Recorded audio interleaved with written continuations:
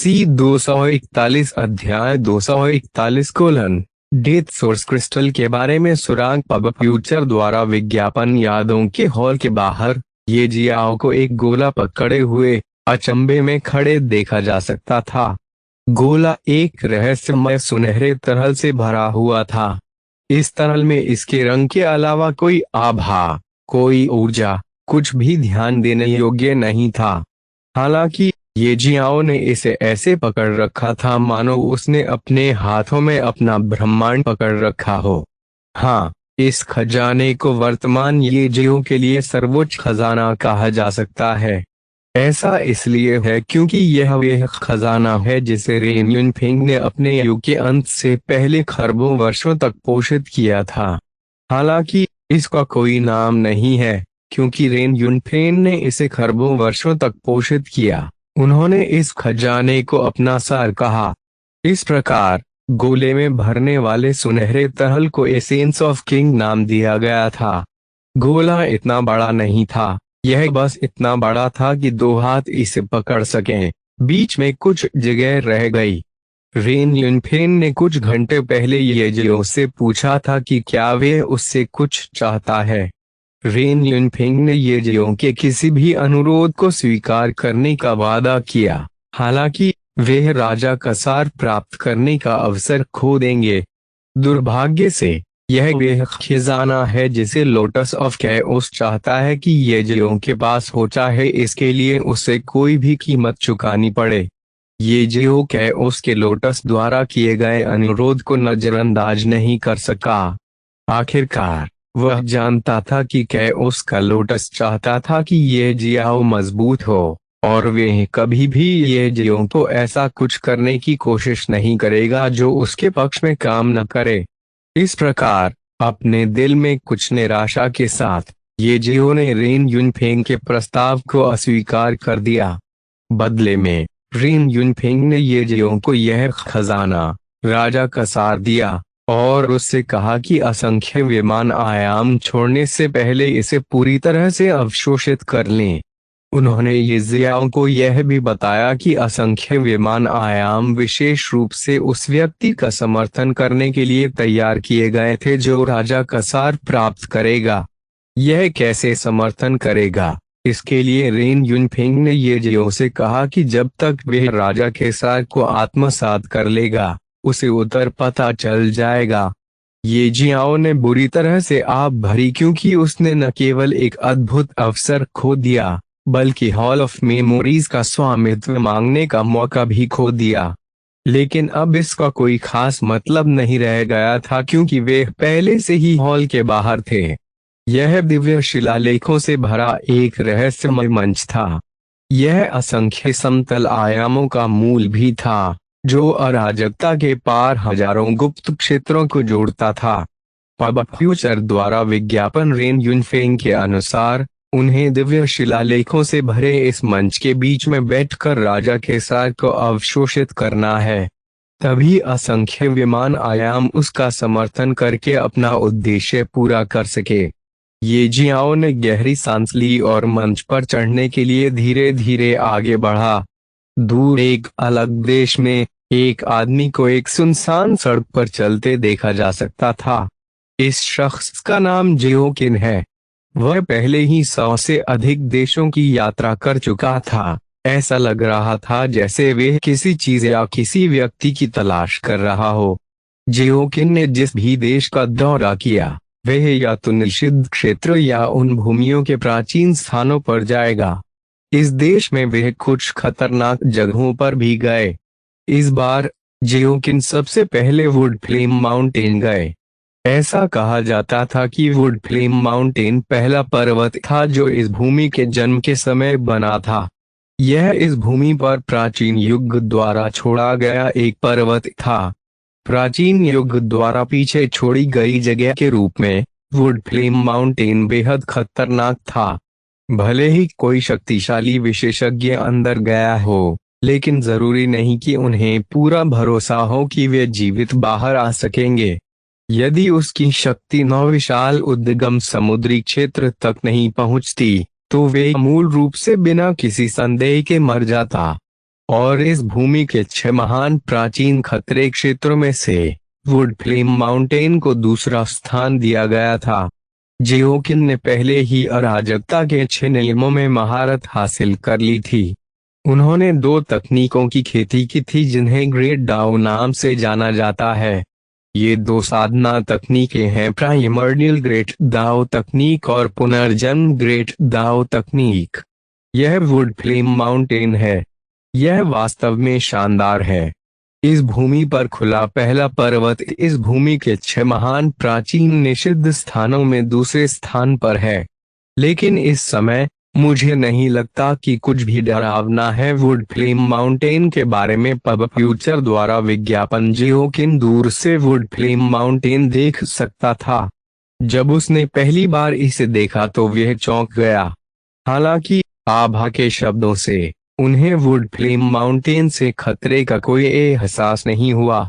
वास्तव में उन्हें यह भी लगा कि वुड फ्लेम माउंटेन बहुत सुंदर और मंत्रमुग्ध कर देने वाला था। संपूर्ण वुड फ्लेम माउंटेन वास्तव में अतुलनीय रूप से विशाल था। यह अज्ञात था कि यह कितना लंबा था और इसकी लंबाई और चौड़ाई का पूरी तरह से वर्णन नहीं किया जा सका। अंधेरे के अथाह सागर में खड़े होकर उसने एक अतुलनीय चकाचौंध रोशनी उत्सर्जित की। यह बेहद खूबसूरत और बिल्कुल शानदार था।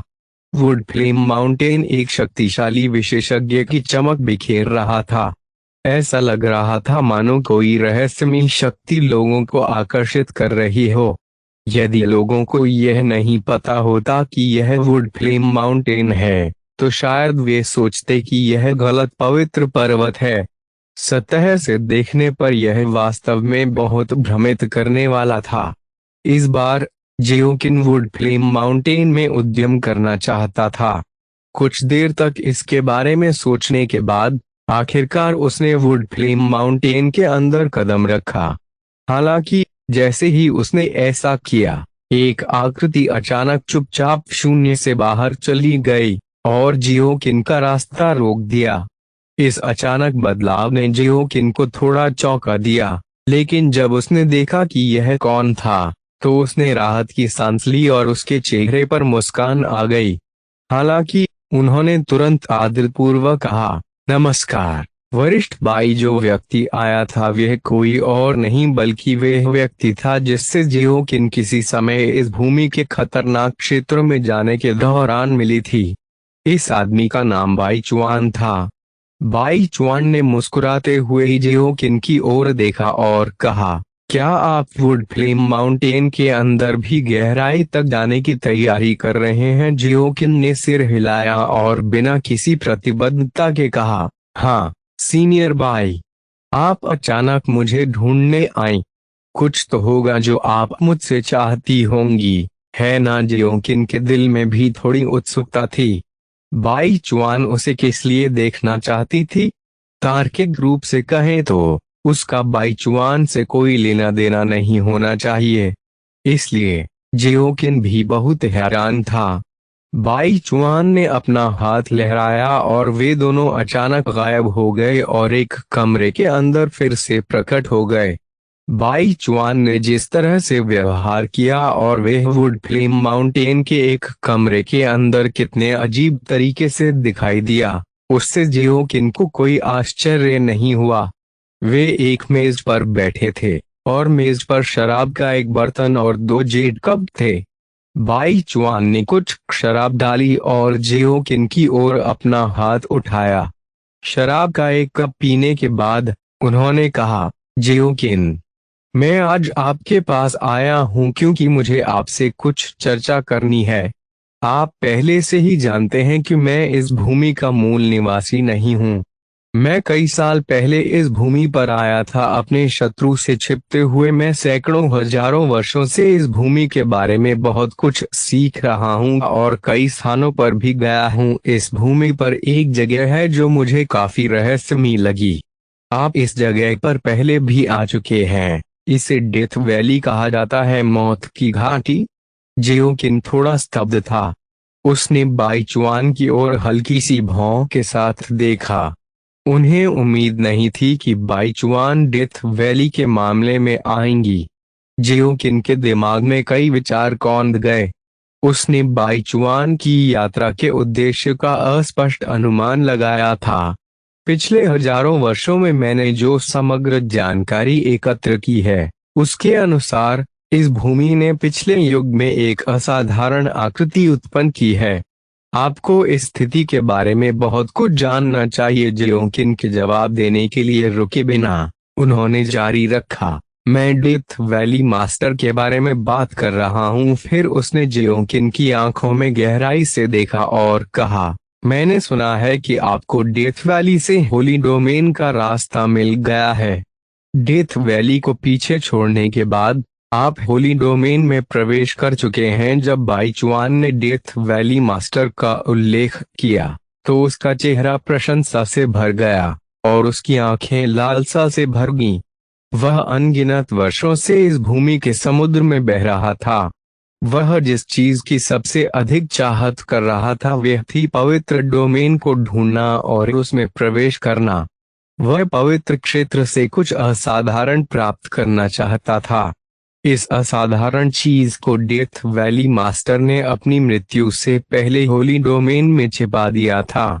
यदि दुर्घटनावश प्राप्त प्राचीन अभिलेख सत्य हैं, तो डेथ वैली मास्टर ने पवित्र डोमेन में एक नियम स्रोत क्रिस्टल छिपा दिया है। इस नियम स्रोत क्रिस्टल को डेथ सोर्स क्रिस्टल कहा जाता है। जब तक वह डेथ सोर्स क्रिस्टल प्राप्त कर सका, उसने डेथ वैली मास्टर की तरह ही डेथ फोर्स को आसानी से समझ लिया। पब फ्यूचर द्वारा विज्ञापन को फायदान आपके लिए और अधिक अध्याय लाने में सहायता के लिए हमारा समर्थन करें। संपर्क करें साइट मैप दान करें सीड 142 अध्याय 242 राजा कसार। पब फ्यूचर द्वारा विज्ञापन राजा के सार की हर बूंद एक अभूतपूर्व खजाना है जिसमें बड़ी मात्रा में बेहद शुद्ध ऊर्जा होती है जो किसी व्यक्ति की खेती को बड़े पैमाने पर बढ़ावा दे सकती है।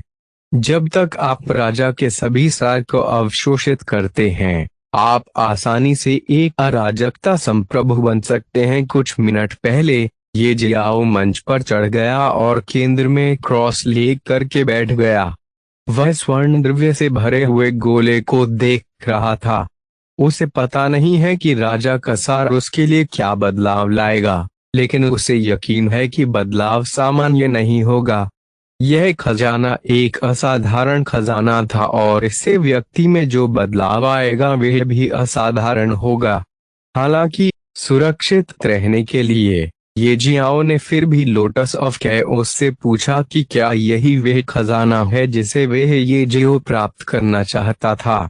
और लोटस ऑफ कैओस से उन्हें जो प्रतिक्रिया मिली उससे उनके अनुमान की पुष्टि हुई। हाँ, यह खजाना है। और फिर लोटस ऑफ कैओस ने इस बारे में बात की कि यह ये जियो में किस तरह का बदलाव ला सकता है। एसेंस ऑफ किंग की हर बूंद के साथ न केवल आपकी खेती में तेजी से वृद्धि होगी, बल्कि आपके शरीर और रक्तरेखा में भी जबरदस्त बदलाव आएगा। मैं केवल शब्दों के साथ लाभों की व्याख्या नहीं कर सकता। जब तक आप इसे अवशोषित करेंगे तब तक आपको पता चल जाएगा आपके हाथ में क्या है। ये जियाओ को अनजाने में इतना सर्वोच्च खजाना मिलने की उम्मीद नहीं थी। हालांकि वह जानता था कि लोटस ऑफ कैओस जो खजाना उसे प्राप्त करना चाहता था वह असाधारण होगा। उसने कभी नहीं सोचा था कि इसका मूल्य उसकी कल्पना से कहीं अधिक होगा। वह वर्तमान में एक प्रमुख संत क्षेत्र योद्धा है और राजा का यह सार कैओस अधिपति संत क्षेत्र 9 विशाल उत्पत्ति समुद्री क्षेत्र, मूल संलयन संप्रभु क्षेत्र और रहस्यवादी संप्रभु क्षेत्र को छोड़कर सीधे कैओस संप्रभु क्षेत्र में उसकी खेती को बढ़ावा दे सकता है। जैसा कि अराजकता के पिछले राजा द्वारा खरबों वर्षों तक व्यक्तिगत रूप से पोषित खजाने की अपेक्षा की गई थी, यह कहा जा सकता है कि ये जियाओ ने कभी भी एसेंस ऑफ किंग जैसा खजाना नहीं देखा है। क्या इसका मतलब यह नहीं है कि रेन युनफेंग नए युग में अगले राजा की स्थिति के लिए लड़ने के लिए बस एक सर्वोच्च विशेषज्ञ बनाना चाहते थे? इतने सारे साधना क्षेत्रों को छोड़ देने से क्या इससे उसकी नींव को कोई नुकसान होगा? ये जियाओ का ध्यान तुरंत दूसरी दिशा में चला गया क्योंकि उसने इस खजाने की कमियों के बारे में सोचना शुरू कर दिया।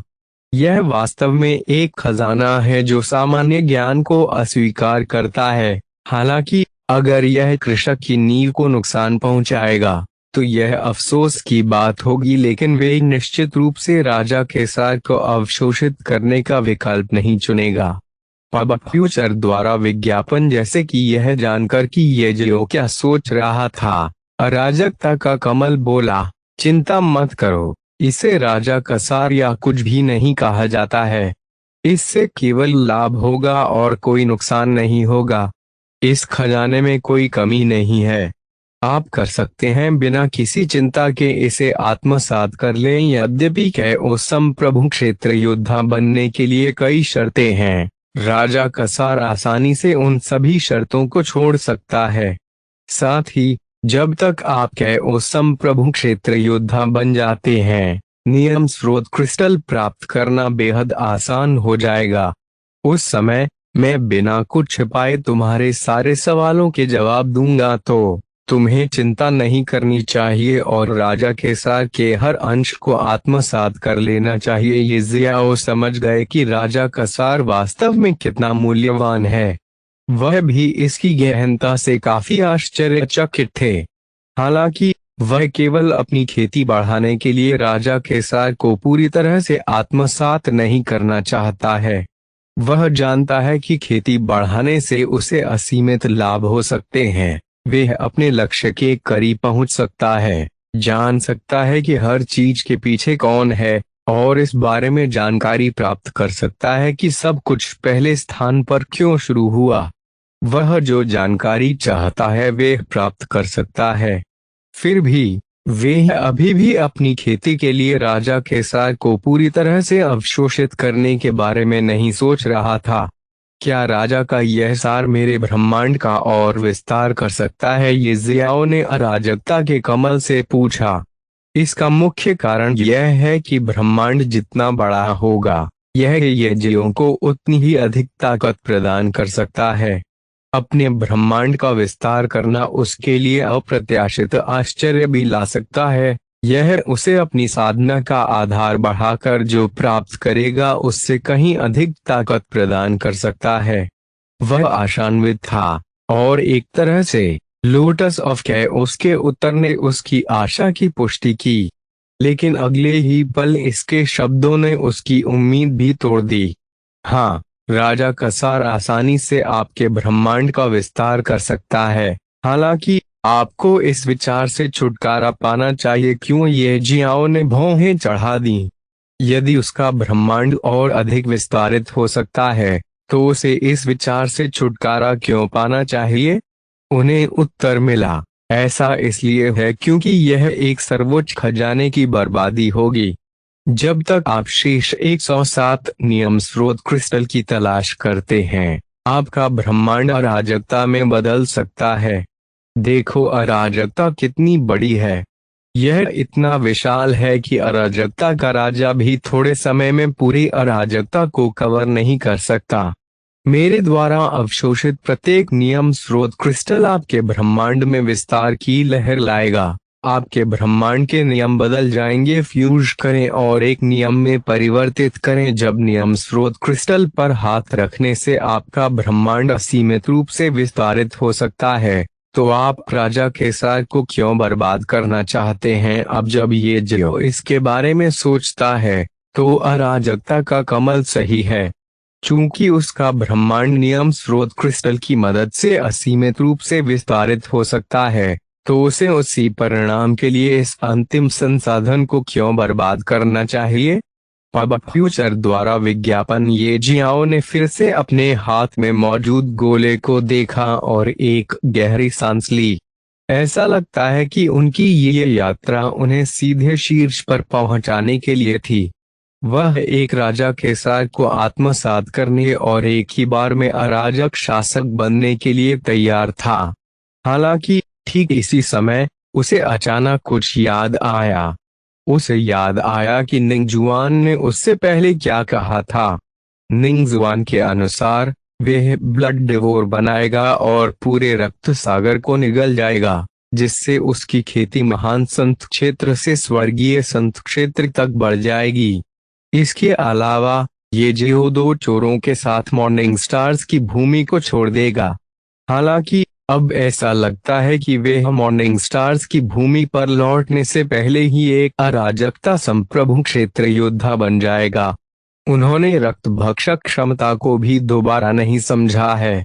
कहने की जरूरत नहीं है, उसे कोई अंदाजा नहीं है कि दोनों चोर कौन हैं। क्या ऐसा हो सकता है कि भविष्य किसी तरह बदल गया हो? ये जियाओ अपनी जिज्ञासा को नियंत्रित नहीं कर सका और उसने अराजकता के कमल से पूछा। एक पल की चुप्पी के बाद अराजकता के कमल ने कहा, वास्तव में कुछ भी तय नहीं है, खासकर जब भविष्य की बात आती है। भविष्य हमेशा बदलता रहता है। किसी का थोड़ा सा हस्तक्षेप भी भविष्य को काफी हद तक बदल सकता है। 3 स्तरित मूल द्रव आपका होना चाहिए था, लेकिन अब यह निंगजुआन का है। भविष्य पहले ही बदल चुका था जब निंगजुआन ने अपने दृष्टिकोण से ब्लड डिवोर को समझा और 3 स्तरित मूल द्रव प्राप्त करने का निर्णय लिया। कुछ भी स्थिर नहीं है। आपको इन चीजों के बारे में चिंता नहीं करनी चाहिए।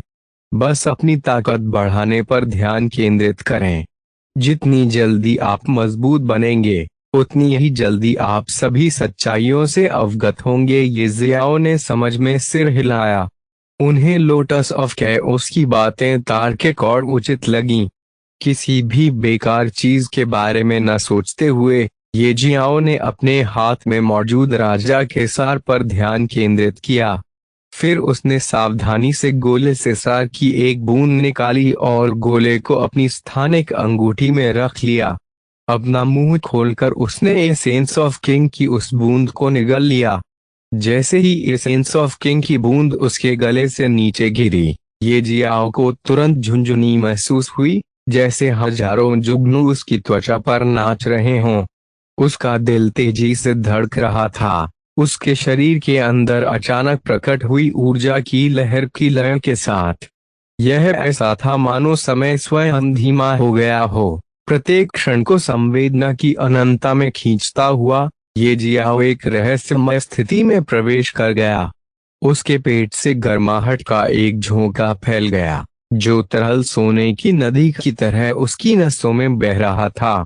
उसकी मांसपेशियां तनावग्रस्त होगी और फिर शिथिल होगी। उसकी त्वचा पर हवा के हल्के झोंकों के समान अनुभूति हुई। उसने अपनी आंखें बंद कर लीं और अचानक उसका दिमाग चंद्रमा की चमक को दर्शाते हुए एक शांत तालाब की तरह साफ महसूस हुआ। उनका रोम रोम ऊर्जा से गुंजित हो रहा था। यह जीवन शक्ति की एक सिम्फनी की तरह था जो जीवन के साथ से गूंज रहा था। यह एक ऐसी अनुभूति थी जो वर्णन से परे थी, एक ऐसी जागृति थी जो उसकी कल्पना के बेतहाशा सपनों से भी बढ़कर थी। ये जियाओ न केवल अपने आप से बल्कि अपने आसपास की दुनिया से इस तरह जुड़ा हुआ महसूस करता था जैसा उसने पहले कभी अनुभव नहीं किया था। रंग गहरे होते प्रतीत हो रहे थे, मानो असंख्य समतल आयामों ने ही अपनी संतृप्ति को बढ़ा दिया हो। वह पत्तों की धीमी सरसराहट, एक पक्षी का दूर से गाना और असंख्य विमान आयामों के इतिहास के अरबों वर्षों की कहानियां बुनती हवा की फुसफुसाहट सुन सकता था। ये जियाओ की इंद्रियां इतनी तीव्र होगी मानो वह हवा द्वारा लाए गए फूलों की खुशबू का स्वाद ले रहा हो। उसका शरीर भारहीन लग रहा था, जैसे कि वह ऊपर उठकर आकाश में उड़ सकता हो। जैसे ही उसने अपनी बाहें फैलाईं, हवा उसकी उंगलियों को सहलाती हुई महसूस हुई तो उसके होठों पर मुस्कुराहट आ गई। यह भौतिक संसार की बाधाओं से मुक्त होने की स्वतंत्रता की अनुभूति थी। पब फ्यूचर द्वारा विज्ञापन को पायदान आपके लिए और अधिक अध्याय लाने में सहायता के लिए हमारा समर्थन करें। संपर्क करें -- साइट मैप दान करें सीड्स और 43 अध्याय 200 43 स्वर्गीय संत क्षेत्र बब फ्यूचर द्वारा विज्ञापन अध्याय 243 अध्याय 243 स्वर्गीय संत क्षेत्र। जैसे ही ये जियाओ ने अपनी आंखें खोली उसने देखा कि एक दुनिया बदल गई है। रंग जीवंत थे, प्रत्येक रंग विशिष्ट और जीवंत था। उसने अपने हाथों को देखा और वे एक आंतरिक चमक से चमकते प्रतीत हुए। उसने अपनी उंगलियों को मोड़ा, उसकी हरकतों की तरलता पर आश्चर्य हुआ। यह ऐसा था मानो वे अस्तित्व की लय के साथ खो गया हो। विचार उसके दिमाग में नदी की तरह बहते थे, प्रत्येक विचार उसकी चेतना की धारा में चमचमाती बूंद की तरह बहता था। वह सभी चीजों के जुड़ाव को, उस नाजुक संतुलन को महसूस कर सकता था जो संपूर्ण असंख्य समतल आयामों को सामंजस्य में रखता था। यह एक ऐसा रहस्योद्घाटन था जिसने उसे बेदम कर दिया, ऊर्जा के बुने हुए धागों की एक झलक जिसने पूरे असंख्य विमान आयामों को जोड़े रखा। वास्तव में देखने के लिए एक अद्भुत दृश्य था। समय तरल पदार्थ की तरह हो गया, आसानी से बीत रहा था, लेकिन ये जियाओं को समय के प्रवाह के बारे में कोई अंदाजा नहीं था। अचानक उसके नीचे के दिव्य शिलालेख ऐसे जगमगा उठे जैसे पहले कभी नहीं चमके थे। ये जियों को अचानक असंख्य विमान आयामों के साथ एक गहरा संबंध महसूस हुआ। हालांकि कनेक्शन टूटने से पहले यह केवल एक क्षण के लिए था और ये जियाओ अपने होश में वापस आ गया। अभी क्या हुआ? ये जियाओ में जो भावना प्रवाहित हुई वे अद्भुत थी। उसने पहले कभी ऐसा कुछ अनुभव नहीं किया था। यह अविश्वसनीय रूप से सुखदायक था और उसे वास्तव में अच्छा महसूस हुआ। उस सुखदायक क्षण में उसके चारों ओर सब कुछ अद्भुत तरीके से बदलता हुआ प्रतीत हुआ। रंग चमकीले और अधिक सुंदर लग रहे थे, यहाँ तक कि जिस तरह से उसने अपने शरीर को हिलाया वह भी आसान और सुंदर लगा। यह एक सपने की तरह था। वह सटीक रूप से परिभाषित नहीं कर सका कि उससे अभी कैसा महसूस हुआ, लेकिन सब कुछ इतनी जल्दी समाप्त हो गया। ऐसा लगता है कि ए सेंस ऑफ किंग की सिर्फ एक बूंद ही इसकी उतनी ही चमक ला सकती है। तथापि जरा ठहरिए, ये जियाओ अपने शरीर में एक बड़ा बदलाव देखकर हैरान रह गया। यह परिवर्तन उस परिवर्तन की तरह था जिससे कृषक वर्षों की खेती के बाद गुजरते हैं।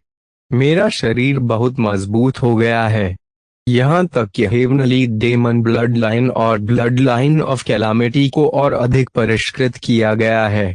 सबसे महत्वपूर्ण बात, मेरी खेती में बहुत सुधार हुआ है। ए सेंस ऑफ किंग की बस एक बूंद और मैंने वास्तव में ग्रेट सेंट दायरे को छोड़ दिया, बन गया एक चरम स्वर्गीय संत क्षेत्र योद्धा। बस एक और कदम और मैं एक उस अधिपति संत बन सकता हूँ। यह सचमुच अप्रत्याशित था। अराजकता के कमल ने उसे पहले ही उस अविश्वसनीय प्रभाव के बारे में बता दिया है जो राजा कसार ला सकता है, लेकिन फिर भी उन्होंने कभी नहीं सोचा था कि उस गोल्डन एसेंस की सिर्फ एक बूंद इतना अद्भुत काम कर देगी। यह एक स्वर्गीय अमृत की तरह था। ये जियाओ जल्दी से खड़ा हुआ और अपने शरीर को किसी भी नुकसान के लिए जांचा। कैरोस के लोटस ने उसे बताया था कि राजा कसार केवल लाभ पहुंचाएगा और कोई नुकसान नहीं पहुंचाएगा। ये जियाओ ने लोटस ऑफ कैओस के शब्दों पर दृढ़ता से विश्वास किया, लेकिन फिर भी उसे अभी भी अपने शरीर की पूरी तरह से जांच करने की जरूरत महसूस हुई। ऐसा करने पर ही उन्हें 100% यकीन हो गया कि किंग सेसेंस की बूंद बिल्कुल भी हानिकारक नहीं है, बल्कि उसकी बुनियाद पहले से कम 2 गुना मजबूत थी। ये जियाओ को तब याद आया कि किंग सेसेंस की एक बूंद निगलने के बाद उसे समय तरल पदार्थ की तरह बहता हुआ महसूस हुआ। उसे समय का भान ही नहीं रहा। उनके लिए यह केवल कुछ क्षण ही रहे हैं, हालांकि वास्तव में सैकड़ों वर्ष बीत चुके होंगे। यह जानकर ये जियो ने जल्दी से पूछा, कितना समय हो गया? उनका प्रश्न स्पष्टतः अराजकता के कमल की ओर निर्देशित था। अराजकता के कमल ने उत्तर दिया, ज्यादा नहीं, बस 1 वर्ष 1 साल बीत गया। ये जियाओ ने आश्चर्य से अपनी भौहें उठाई, लेकिन फिर उसने राहत की सांस ली। पब फ्यूचर द्वारा विज्ञापन अगर कुछ पल ही बीते होते तो उसे एक बार फिर से अपने शरीर को अंदर बाहर अच्छी तरह जांचने की जरूरत महसूस होती। आखिरकार, खजाना कितना भी अद्भुत क्यों ना हो, एक कृषक की खेती को कुछ ही क्षणों में बहुत ऊंचे स्तर तक ले जाना निश्चित रूप से किसी के शरीर के अंदर कई गुप्त खतरों को छोड़ देगा। उस समय नींव भले ही मजबूत दिखती हो, लेकिन अंदर से खोखली होती और उसकी भविष्य की खेती प्रभावित होती। हालांकि किसी भी अव्यक्त खतरे को पीछे छोड़े बिना एक बड़े बदलाव में समय लगता है। अपने शरीर और वंश को मजबूत करने, अपनी खेती को बढ़ाने और कोई अस्थिर नींव न छोड़ने के लिए एसेंस ऑफ किंग जैसे सर्वोच्च खजाने के लिए भी 1 वर्ष का समय लगा। इससे साबित होता है कि इस खजाने में कुछ भी खराबी नहीं थी और उसके शरीर के अंदर कोई छिपा हुआ खतरा नहीं था। आमतौर पर मेजर सेंट क्षेत्र से स्वर्गीय संत क्षेत्र तक अपनी खेती का आधार बढ़ाने में उन्हें दर्जनों साल या यहाँ तक कि आधी सदी लग सकती है, लेकिन समय घटाकर सिर्फ 1 साल कर दिया गया। इससे ये जियाओ परमानंदित हो गया। उनके चेहरे पर चौड़ी मुस्कान देखी जा सकती थी। एसेंस ऑफ द किंग के आश्चर्यजनक प्रभाव को जानकर ये जियाओ एक बार फिर क्रॉस लेग करके बैठ गया। एसेंस ऑफ किंग की एक और बूंद निकाली और उसे निगल लिया। वह एक बार फिर उसी अनुभव का आनंद लेने के लिए तैयार था। लकड़ी की लॉक की भूमि बाईचुआन ने कभी नहीं सोचा था कि वे होली डोमेन के बारे में कुछ सुराग ढूंढ पाएंगे। इसलिए जब उसे पता चला तो वे स्वाभाविक रूप से थोड़ा उत्साहित हुआ। वह जियोकिन को ढूंढने और उससे स्पष्टीकरण मांगने की जल्दी में था। ये बातें बहुत बड़ा रहस्य मानी जाती थीं। मूल रूप से जियोकिन इसके बारे में किसी को नहीं बता सका। हालांकि उसे डेथ वैली मास्टर द्वारा छिपाए गए किसी खजाने की कोई जरूरत नहीं है। ऐसा इसलिए है क्योंकि उसकी वास्तविक पहचान अनगिनत लोगों को उस खजाने को स्वेच्छा से उसे सौंपने के लिए पागल करने के लिए पर्याप्त थी, सिर्फ उसके साथ एक रिश्ता बनाने के लिए। इसके अलावा चूंकि बाईचुआन को पहले से ही पवित्र डोमेन के बारे में पता था, इसलिए जियोकिन के पास अब कुछ भी छिपाने का कोई मतलब नहीं था। इसलिए जियोकिन ने इसे आसानी से स्वीकार कर लिया और कहा, बेशक मुझे पता है कि पवित्र डोमेन कहाँ स्थित है। साथ ही जो मैं जानता हूँ उसके अनुसार डेथ वैली मास्टर की आवश्यकताएं अतुलनीय रूप से अधिक हैं। वह आसानी से दूसरों को यह नहीं बताएगा कि पवित्र क्षेत्र कहाँ है, डोमेन है। इसलिए उसने डेथ वैली में एक भयानक परीक्षण स्थापित किया। हालांकि वर्तमान दृष्टिकोण से ये सभी केवल कटौती हैं। इन्हें अभी तक पूरी तरह से सत्यापित नहीं किया गया है। हालांकि मुझे पता है कि चुआन ने जियोकिन को देखा और मुस्कुराते हुए पूछा। जब जियोकिन ने बाईचुआन को गहराई से देखा तो उसकी नाराजगी और गहरी हो गई। होली डोमेन का स्थान, मुझे नहीं पता कि यह वास्तविक है या नहीं बड़ी बाई। आप इस मामले को कितना सही मानती हैं, सटीक? तुम्हें भी लगता है कि यह मामला महज अटकलें हैं? बाईचुआन ने जियोकिन की ओर देखा और मुस्कुराते हुए पूछा। जब जियोकिन ने बाईचुआन को गहराई से देखा तो उसकी नाराजगी और गहरी हो गई। यह सुनकर वह गहरे सोच में पड़े बिना नहीं रह सका। क्या ऐसा हो सकता है कि सब कुछ सच हो? बाईचुआन ने आगे कहा, मैंने डेथ वैली में भी प्रवेश किया है और बहुत सारी जानकारी पाई है। इसलिए मैं होली डोमेन के बारे में निश्चित हूँ। हालांकि होली डोमेन केवल किंवदंतियों में अस्तित्व में था, अराजकता में हमेशा ऐसी कई किंवदंतियां रही हैं जो साबित करती हैं कि यह निराधार नहीं है। इससे पहले मुझे एक रहस्यमयी खजाने के बारे में जानकारी प्राप्त हुई थी। यह खजाना कुछ ऐसा है जिसे डेथ वैली मास्टर ने होली डोमेन में छुपाया था। मैं इस खजाने को प्राप्त करना चाहता हूँ और इसलिए मैं यहाँ हूँ।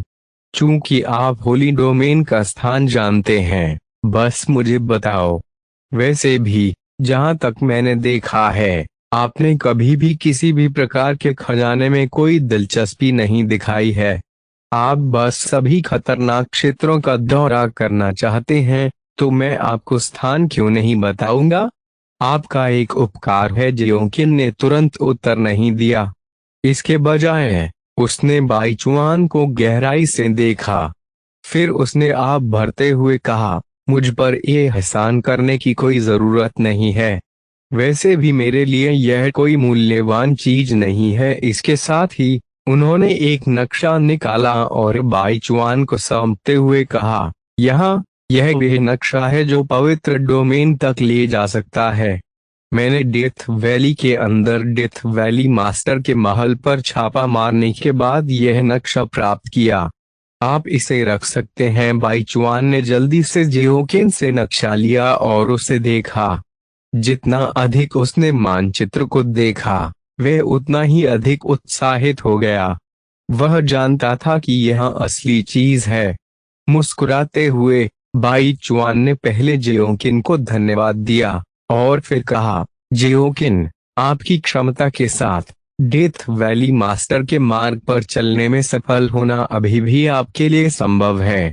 आपने पवित्र डोमेन में प्रवेश करने पर भी विचार क्यों नहीं किया जबकि नक्शा आपके हाथ में पहले से ही है। अपना सिर हिलाते हुए जियोकिन ने हंसते हुए कहा, मुझे उस रास्ते पर चलने की जरूरत नहीं है जिस पर पहले से ही कोई और चल रहा है।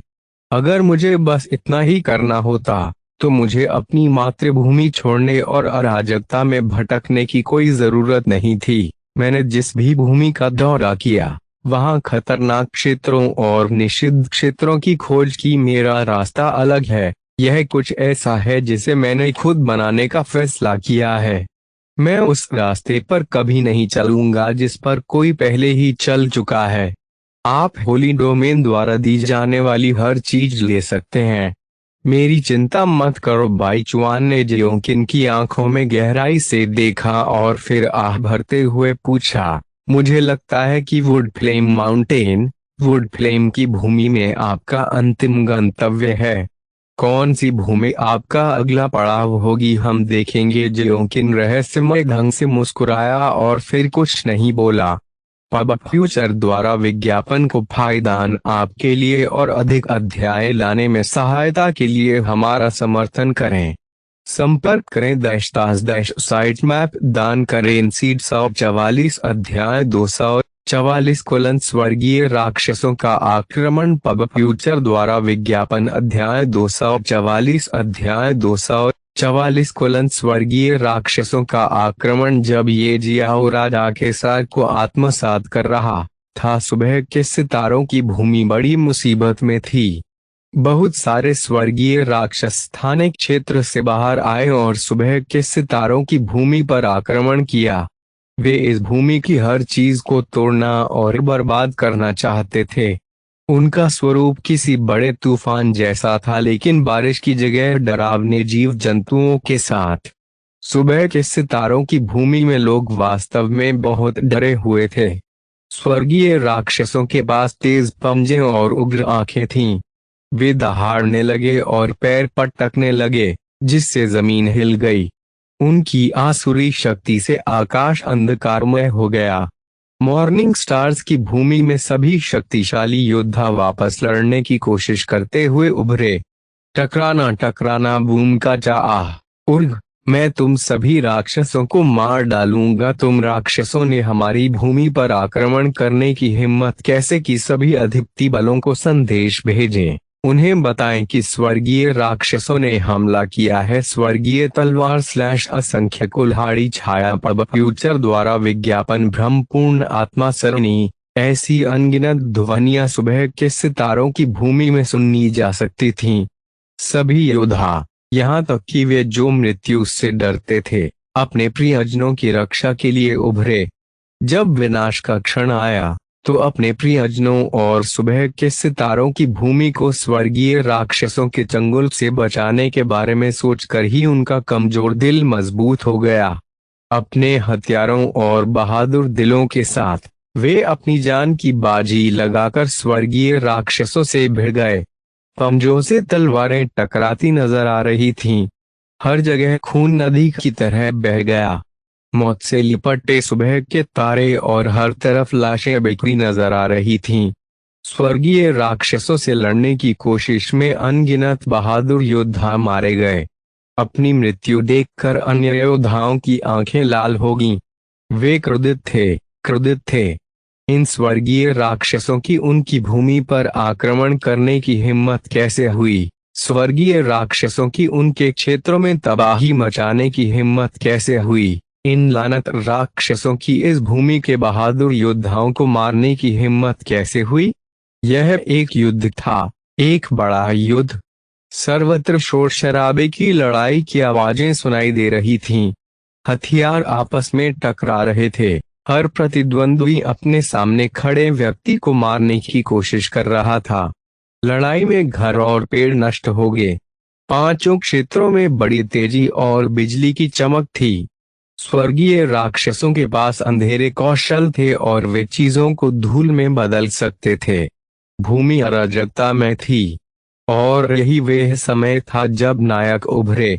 यह वे क्षण था जब शक्तिशाली योद्धा अधिकती सेनाओं पर शासन कर रहे थे या जिनके पास सम्मान ताकत थी। उन्होंने स्वर्गीय राक्षसों को मार डाला और मनुष्यों की रक्षा की। हालांकि ये शक्तिशाली योद्धा संख्या में बहुत कम थे, लेकिन स्वर्गीय राक्षस कठिन थे और संख्या में बहुत अधिक थे।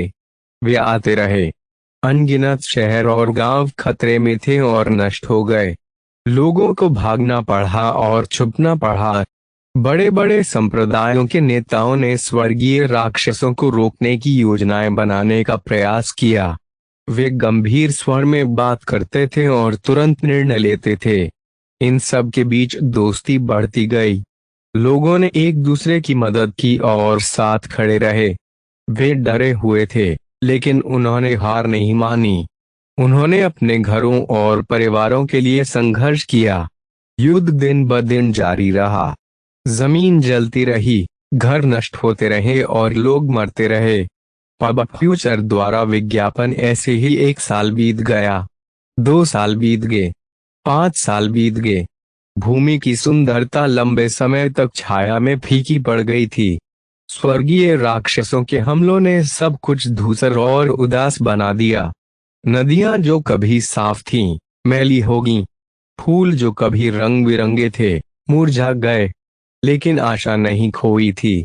इस अंधकार के बीच, इस विनाश के बीच, योद्धा पहले से भी अधिक मजबूती से, पहले से भी अधिक दृढ़ होकर सामने आए। उनकी आशा ही एकमात्र ऐसी चीज थी जो उन्हें युद्ध लड़ने के लिए प्रेरित कर रही थी। वे युवाओं को आशा देने के लिए अपने जीवन का बलिदान देने के लिए तैयार थे। यह लड़ाई वर्षों तक चलती रही। वहां आंसू और जयकार, दर्द और साहस था। देश के लोग थक गए थे, लेकिन रुके नहीं। स्वर्गीय राक्षसों के इस आक्रमण से सुबह के सितारों की भूमि पर जो निशान आए, उन्हें ठीक करना इतना आसान नहीं था। हालांकि वे अंततः समय के साथ ठीक हो गए। फिर भी सबसे पहले इस तूफान को रुकना होगा। यदि नहीं, तो सुबह के सितारों की भूमि पूरी तरह से नष्ट हो जाएगी। तभी यह खबर सुबह के सितारों की भूमि के सभी क्षेत्रों में लहर की तरह फैल गई। खबर यह थी कि क्लाउडी स्काई क्षेत्र ही एकमात्र ऐसा क्षेत्र था जिसे इस युद्ध में बहुत अधिक नुकसान नहीं हुआ था।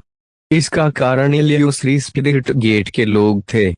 किसी कारण से एक समय प्रभुत्व रखने वाली इस शक्ति में हर कोई अचानक पहले से अधिक शक्तिशाली हो गया है।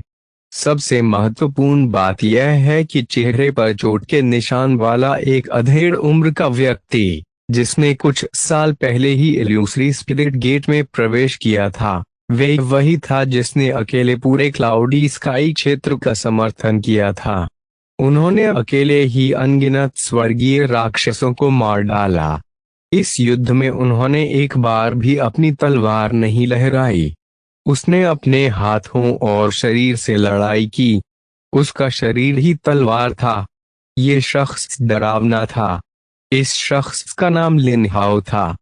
उसकी साधना उतनी शक्तिशाली नहीं है, वे सिर्फ एक माइनर सेंट रियलम योद्धा बन गया है। हालांकि अकेले अपनी ताकत से वे पूरे बादल भरे आकाश क्षेत्र का रक्षक बन गया। स्वर्गीय राक्षस अभी भी वहां कहर बरपा रहे हैं।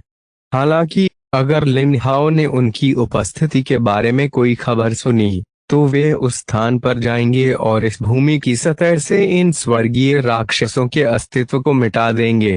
हालांकि कोई भी व्यक्ति कितना भी शक्तिशाली क्यों ना हो, कभी भी पूरी दुनिया का स्तंभ नहीं बन सकता। यहाँ भी वैसा ही मामला था। हालांकि लिन हाओ शक्तिशाली था, लेकिन वह हर किसी की रक्षा नहीं कर सका। यदि वह एक स्थान पर लड़ रहा है तो दूसरे स्थान पर स्वर्गीय राक्षसों द्वारा हमला किया जाएगा। लेकिन फिर भी चाहे कुछ भी हो, बादलों वाला आकाश क्षेत्र सबसे सुरक्षित था। यह जानकर लोगों ने क्लाउडी स्काई क्षेत्र की ओर पलायन करना शुरू कर दिया।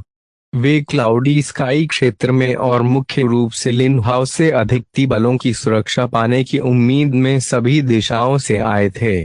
इसी समय अन्य प्रदेशों की समस्त अधिकती सेनाओं की बैठक निश्चित हुई।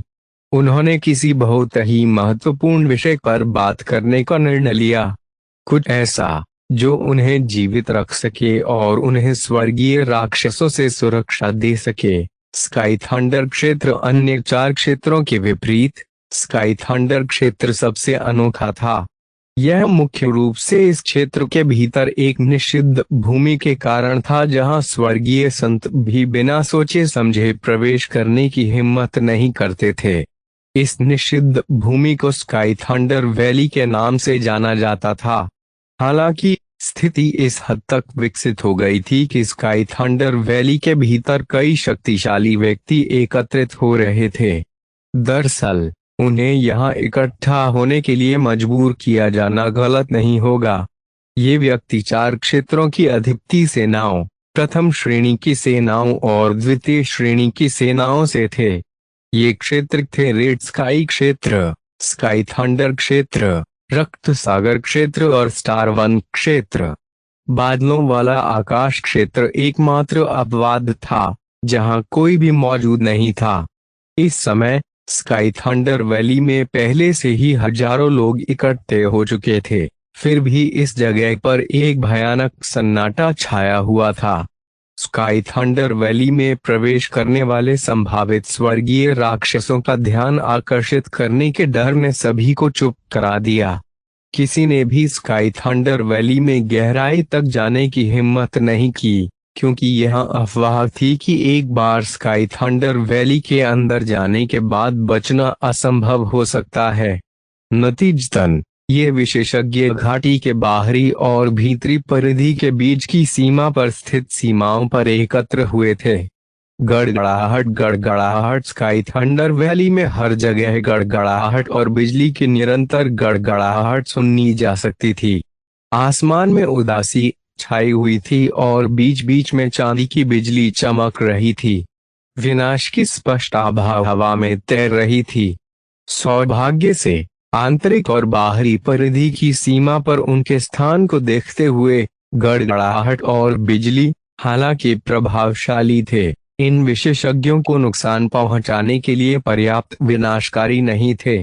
सब लोग इस मोड़ पर ग्रेट सेंट रियलम में एक बुजुर्ग व्यक्ति, जिसके पास ओवरऑल ऑर्ड फोर्स का नेतृत्व भी था, जमीन से लगभग 10 मीटर ऊपर उड़ गया। उन्होंने इस ऊंचाई को बनाए रखा और आकाश में लगातार गड़गड़ाती बिजली और गड़गड़ाहट से उत्पन्न खतरे से सावधान रहते हुए बहुत ऊंची उड़ान नहीं भरी। नीचे भीड़ पर अपनी निगाहें टिकाते हुए उन्होंने कहा, हमें से प्रत्येक ने 4 क्षेत्रों में से एक से यहाँ की यात्रा की है। हमारी सभा के पीछे का उद्देश्य काफी सरल है, यह बादलों वाले आकाश क्षेत्र में प्रवेश करना है। स्वर्गीय राक्षसों के कारण 4 क्षेत्रों में से कोई भी अब सुरक्षित नहीं है। सच में यह कहना अतिशयोक्ति नहीं होगी कि सभी 4 क्षेत्र विनाश के कगार पर हैं। अगर सुबह के सितारों की भूमि में कोई जगह सुरक्षित है तो यह बादलों वाला आकाश क्षेत्र है। इसके अलावा बादल वाले आकाश क्षेत्र में पहुंचने पर सुबह के सितारों की भूमि के शीर्ष पर, फिर यह बादल वाले आकाश क्षेत्र है। इसके अलावा क्लाउडी स्काई क्षेत्र में पहुंचने पर मॉर्निंग स्टार्स की पूरी भूमि के सभी शीर्ष विशेषज्ञ एक स्थान पर एकत्र होंगे। उस समय स्वर्गीय राक्षसों से क्लाउडी स्काई क्षेत्र की सुरक्षा सुनिश्चित करना मुश्किल नहीं होगा। दानव हत्यारे लिन हाओ और क्लाउडी स्काई क्षेत्र के अन्य शीर्ष विशेषज्ञों की सहायता से हम स्वर्गीय राक्षसों का सामना कर सकते हैं और धीरे धीरे अपने खोए हुए क्षेत्रों को पुनः प्राप्त कर सकते हैं। पब फ्यूचर द्वारा विज्ञापन को फायदान आपके लिए और अधिक अध्याय लाने में सहायता के लिए हमारा समर्थन करें। संपर्क करें साइट मैप दान करें seed 145 CH 245 cloudy sky alliance pub future द्वारा विज्ञापन GPT अब अपने शेयर की कीमत का विश्लेषण और पूर्वानुमान करने के लिए यहाँ क्लिक करें। 449 अध्याय 245 245 क्लाउडी स्काई एलायंस दानव कातिल लिन हाओ। यह उपाधि लिन हाओ को मॉर्निंग स्टार्स की भूमि के लोगों द्वारा दी गई है। यह लिन हाओ द्वारा अर्जित उपाधि है। उसने अनगिनत स्वर्गीय राक्षसों का शिकार करके यह उपाधि अर्जित की और कोई भी स्वर्गीय राक्षस उसका सामना करने के बाद कभी भी जीवित बच नहीं पाया। अब किसी भी स्वर्गीय दानव ने लिन हाओ के रास्ते में आने की हिम्मत नहीं की। वह स्वर्गीय राक्षसों का शत्रु बन गया था। वास्तव में लिन हाओ इस उपाधि के योग्य है। भीड़ ने सिर हिलाया क्योंकि बुजुर्ग ग्रेट सेंट्रील योद्धा के शब्द उनके दिलों में उतर गए। उनमें एकता और दृढ़ संकल्प की भावना महसूस हुई। वे आगे आने वाली चुनौतियों का मिलकर सामना करने के लिए तैयार थे। इनमें से एक योद्धा उनके बीच से बाहर निकला। उसका चेहरा दृढ़ था और बोला, नेता चू, हमें बादलों वाले आकाश क्षेत्र के लिए कब निकलना चाहिए? प्रारंभ में भाषण देने वाला बूढ़ा व्यक्ति चू नुटियन था, जो अधिपति सेनाओं में से एक का नेता था। चू नुटियन ने उस योद्धा की ओर देखा जिसने प्रश्न पूछा था और उत्तर दिया, हमें जितनी जल्दी हो सके चले जाना चाहिए। समय सबसे महत्वपूर्ण है और स्वर्गीय राक्षसों का खतरा हर गुजरते पल के साथ बढ़ता है। नेता चू सही है। इस समय एक और प्रमुख सेंट्रियलम योद्धा आगे आया और बोला। उसकी आवाज दृढ़ थी, मैं जल्द ही जाने से सहमत हूँ, लेकिन शायद हमें तैयारी के लिए कुछ और दिन देने चाहिए। अब से 3 दिन बाद हम एक साथ प्रस्थान कर सकते हैं। इससे हमें अपनी ताकत और संसाधन इकट्ठा करने की अनुमति मिलेगी, जिससे यह सुनिश्चित होगा कि हम अच्छी तरह से तैयार हैं। संभव भीड़ ने दोनों की राय पर विचार करते हुए विचारपूर्ण नजरें डाली। ऐसा लगता है कि मेजर सेंट्रियलम योद्धा ने जो कहा वे अधिक व्यवहार्य है। फिर एक अन्य योद्धा ने आवाज लगाई, 3 दिनों में जाने का मतलब है हम सभी एक साथ निकल सकते हैं, सफलता की संभावनाओं को अधिकतम कर सकते हैं। हमारे संयुक्त कौशल और एकता के साथ हम अपने रास्ते में आने वाले किसी भी खतरे और स्वर्गीय राक्षसों का सामना कर सकते हैं। चू नुटियन ने कुछ देर सोचा और फिर सहमति में सिर हिलाया। आप सही कह रहे हैं, एकता हमारी सबसे बड़ी ताकत है। 3 दिन है।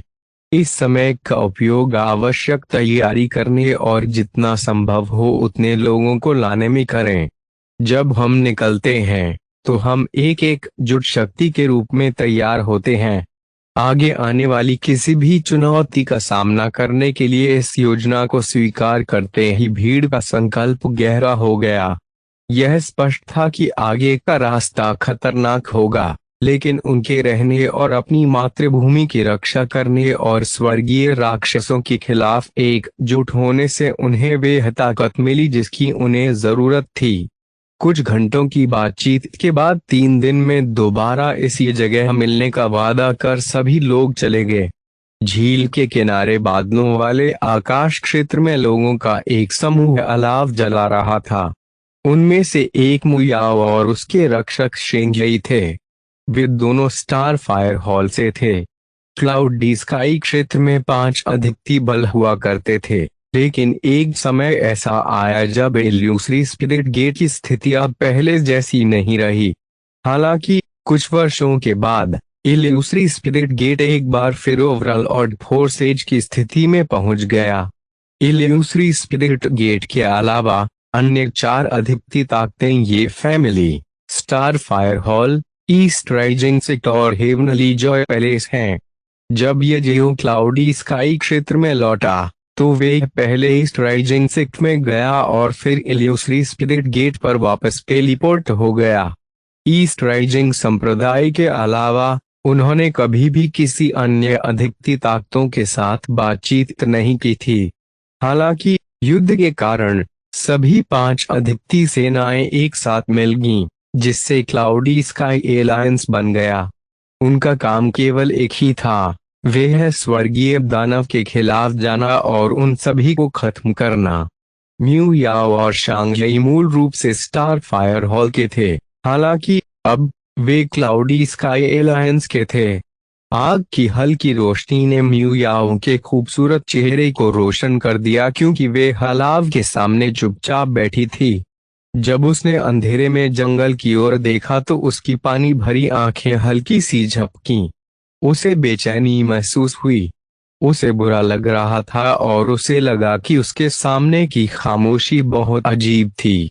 अंकल शेंग, क्या आपको नहीं लगता कि यह जगह थोड़ी अजीब है? शेंग यही हैरान था। उसने चारों ओर देखा और कुछ भी असामान्य नहीं पाया।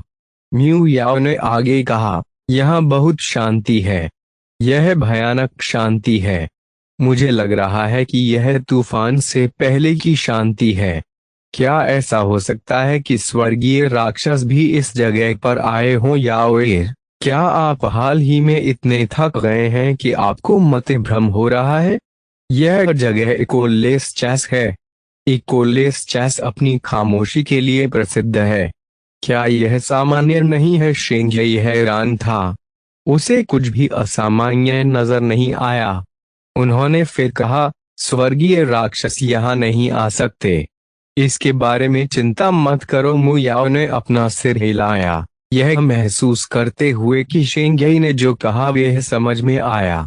हालांकि वह अभी भी थोड़ी असहज महसूस कर रही थी। इस बार वे क्लाउडी स्काई एलायंस के कुछ शिष्यों के ठिकाने की जांच करने आए थे। ये कुछ शिष्य कुछ दिन पहले इसी क्षेत्र के आसपास से गायब हो गए थे। उन्होंने उसे एक दिन तक खोजा, परंतु वे उन्हें नहीं मिला। पब फ्यूचर द्वारा विज्ञापन, ये कुछ शिष्य 5 अधिपति शक्तियों से प्रतिभाशाली हैं। वे सभी इतने महत्वपूर्ण हैं कि उनकी परवाह नहीं की जा सकती। देर हो रही है, जल्दी आराम करें। हम कल सुबह अपनी खोज जारी रखेंगे। फर्स्ट टिल्डर ने अभी खबर भेजी है कि वे पहले ही इकोलेस खाई में गहराई तक प्रवेश कर चुके हैं। मुझे आश्चर्य है कि क्या वहां कोई लाभ हुआ है? शेंग यी ने सिर हिलाया और धीरे धीरे तंबू में वापस चला गया और कुछ शिष्यों को रात की ड्यूटी पर आराम करने की तैयारी के लिए छोड़ दिया। म्यू याओ ने थोड़ा सिर हिलाया। उसकी आंखें थोड़ी हिली और वह थोड़ी नींद में लग रही थी। वह आलस्य से खिंची और वह खूबसूरत आकृति पूरी तरह से प्रकट हो गई। वह धीरे धीरे अपने तंबू में भी चली गई और आराम करने के लिए तैयार हो गई। भोर में जब दुनिया धुंधली थी, अचानक पूरे इकोलेस चैस में भूकंप आया। क्या चल रहा है? शेंग यी जल्दी से तंबू से बाहर चला गया और आकाश की ओर देखा। यह पहाड़ पर उसने एक विशालकाय जीव को धीरे धीरे रेंगते हुए देखा। उसके हर कदम से जमीन कांपने लगी। विशाल प्राणी के शीर्ष पर एक शिला थी जहां अजीब शब्द खुदे हुए थे जो जीवन की घनी आभा उत्सर्जित कर रहे थे। यह एक दिव्य आत्मा रैंक वाला खजाना है। एक पल के लिए हर कोई हैरान रह गया। शेंग यी को उम्मीद नहीं थी कि वे खजाना ले जाने वाले विशाल प्राणी का सामना करेंगे। अंकल शांग, यह कौन सा प्राणी है? यह निश्चित रूप से कोई स्वर्गीय दानव नहीं है। यह यहाँ क्यों है? म्यू याओ धीरे धीरे आगे बढ़ी। उसका चेहरा पीला पड़ गया जब उसने उस विशाल जीव को देखा जो एक पहाड़ जितना बड़ा था। उसने ऐसा भयानक जानवर कभी नहीं देखा था। इसकी आभा मात्र से ही उसे चक्कर आ सकता था और वह स्थिर रूप से खड़ी भी नहीं हो सकती थी। शिंगई ने अपना सिर हिलाया और कहा, मुझे भी नहीं पता, लेकिन इसका सामने आना अच्छी बात नहीं है। दिव्य आत्मा रैंक वाला खजाना वास्तव में बहुत आकर्षक था, विशेष रूप से वे शक्तिशाली जीवन शक्ति। बूम! जब वे उस विशालकाय जीव को देख रहे थे, दूर आकाश में बिजली चमकी। एक पल के लिए हवा और बारिश बदल गई और जमीन से तेज आवाज निकली। इतने बड़े हंगामे के बाद भी खजाना रखने वाले जीव ने कोई प्रतिक्रिया नहीं दी। वह धीरे धीरे रेंगता रहा। ऐसा लग रहा था कि वह धीरे धीरे चल रहा है, लेकिन उसके हर कदम से एक चौंकाने वाली ताकत निकल रही थी। इसका प्रत्येक कदम कुछ मील भूमि को कवर करता है। जैसा कि सभी ने देखा, धुंधले आकाश के नीचे एक पहाड़ के पीछे से एक और विशाल प्राणी ने धीरे धीरे अपना सिर प्रकट किया। यह है वज्र निगलने वाला भेड़िया राजा शेंगई हैरान था। थंडर स्वॉलोइंग वुल्फ किंग एक अराजक जानवर था जिसके बारे में कहा जाता है कि वह स्वर्गीय संत क्षेत्र के शिखर पर था। उसे कोई अंदाजा नहीं है कि ऐसा जानवर अब बाहर क्यों आएगा। हे भगवान, हमारी भूमि पहले से ही अराजकता में है, अब ये शक्तिशाली जानवर एक के बाद एक बाहर आ रहे हैं। क्या हमारी भूमि का नष्ट होना तय है? उपस्थित सभी लोग भय से पीले पड़ गए। शिंगई बेहद चिंतित था और उसने जल्दी से म्यू याओ और उसके पीछे के शिष्यों से कहा, जल्दी इस जगह को छोड़ दो। इसके साथ ही उसने संचार तावीज को कुचल दिया और सभी को दूर ले आया। वह इस टीम में एकमात्र छोटे संत थे। वह अपनी रक्षा करने में सक्षम हो सकता है। हालांकि म्यू याओ भी समूह में था, उसे कुछ नहीं हो सका। सुरक्षित रहने के लिए उसने पहले पीछे हटने का फैसला किया और पहले बुजुर्ग और अन्य लोगों के आने पर योजनाएं बनाई। बूम! अचानक बिजली गिरी। एक विशाल पर्वत के मध्य में आश्चर्यजनक शक्ति से युक्त एक घाटी प्रकट हुई। इस समय संपूर्ण इकोलेस चैस अराजकता में था। अराजकता के कारण इकोलेस खाई के अंदर भी मौजूद सभी शिष्य और बुजुर्ग सतर्क हो गए। यहाँ तक कि अपने तंबू में आराम कर रहे लोग भी इस चौंकाने वाली अराजकता से जाग गए। क्या हुआ? जब वे तंबू से बाहर निकले और ऊपर का दृश्य देखा तो हर कोई दंग रह गया। गड़गड़ाहट! बूम! हे भगवान, यह वास्तव में एक स्वर्गीय संत क्षेत्र अराजकता जानवर गड़गड़ाहट निगलने वाला भेड़िया राजा है। सब लोग भागो! गड़गड़ाहट की इस अचानक गड़गड़ाहट ने आखिरकार इकोलेस खाई में सन्नाटा तोड़ दिया। हर कोई घबरा गया और अपनी जान बचाकर भागने लगा। पब फ्यूचर द्वारा विज्ञापन को पायदान आपके लिए और अधिक अध्याय लाने में सहायता के लिए हमारा समर्थन करें। संपर्क करें / साइट मैप दान करें।